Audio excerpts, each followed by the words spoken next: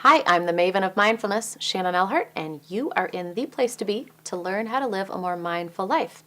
And today we're going to talk about what stops people. Why do people resist forgiveness? Now, I realize this probably is not the best topic for like your next dinner party. So, Joe, and you're drinking a glass of Cabernet, why don't you forgive people?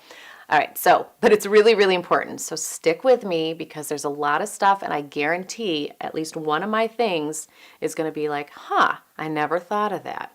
So I'm going to share with you the reasons people resist forgiveness. But I have to put on my glasses because I cannot read this or remember it all.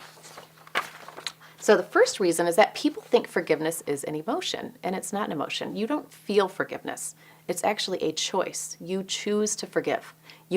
You will end up feeling differently after you forgive, but it's not an emotion in and of itself. Second thing is, who is forgiveness for? A lot of people think, they have the misconception that when you forgive someone, it's for the other person. It's not. It's for you. It's for freeing you from the past. You are going to feel better after you forgive somebody. They might feel better too. They might not even know why, and you're putting good mojo in the world, but your forgiveness is all about you feeling better. To whom do you express forgiveness? Nobody. You do not have to tell anyone that you're doing this work. It's all very personal within your heart. If you want to discuss it with your higher power, with God, with a special trusted friend, go for it.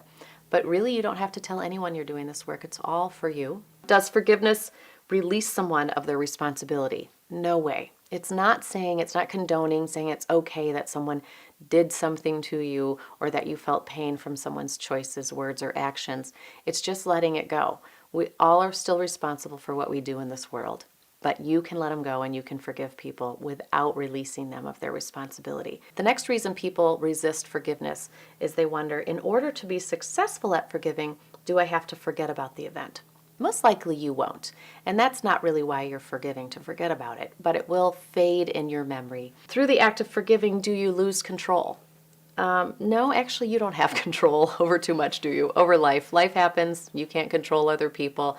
So actually when you forgive, you're going to gain more control because you're not going to be lost in the past and you're not going to be lost in all these emotions that feel really crummy, like holding grievances and being angry. When you forgive, does it change?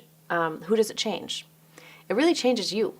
It might change the other person. They might feel a result of your forgiveness, but what it's going to do is it's going to change you. You're going to be happier. You're going to be free to live in the moment and today. You're not going to be holding on to the past, to something that happened long ago. Is forgiveness the same as trust and respect? Nope. You can forgive someone, and that does not mean you have to trust that person, and it doesn't mean you have to respect that person. You still should treat people with respect, but it doesn't mean you have to respect them or trust them. Great example, let's say you're a parent and you have someone babysit your kids and you tell this young lady that she can't have her boyfriend over and you find out that she did. You can forgive her, say, all right, I forgive you for having your boyfriend over, but it doesn't mean you have to trust her and have her babysit anymore. Got it? This next one is super interesting.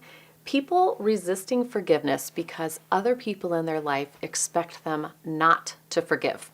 So family and friends, they mean well, but they might encourage you to not forgive. Let's say your spouse had an affair, and you might have some family members or some friends who build your anger.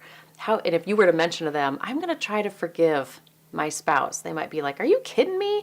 I can't believe he or she did that, and what a tramp or whatever, and they say these things and they don't want you to forgive. You know what? They're not doing you a favor. They might mean well, but the best thing for you to do is to find forgiveness. And whatever the outcome of that forgiveness is, whether you repair your relationship or you go through a divorce, that's null and void. The importance is finding forgiveness. And the last thing that people find resistance toward forgiveness is feeling like they have to be in this close relationship with somebody. And that's not true either. If you find forgiveness with someone, you might need to keep really close boundaries with that person and to set boundaries with love, with loving intentions, and with kindness. But just because you forgive someone doesn't mean you have to be best buddies and hang out and go to coffee with them. Forgiveness still means you can keep your boundaries and your distance with somebody, but it's still going to free you.